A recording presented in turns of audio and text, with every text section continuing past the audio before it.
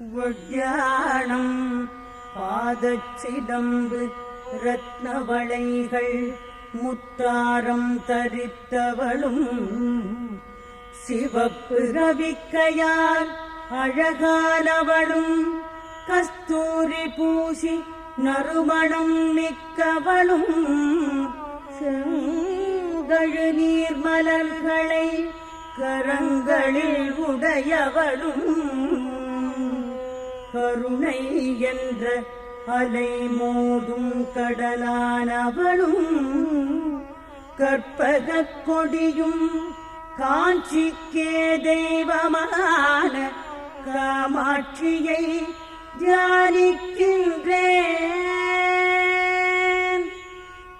காமனை வென்றவன் மனதுக்கு இனியவளும்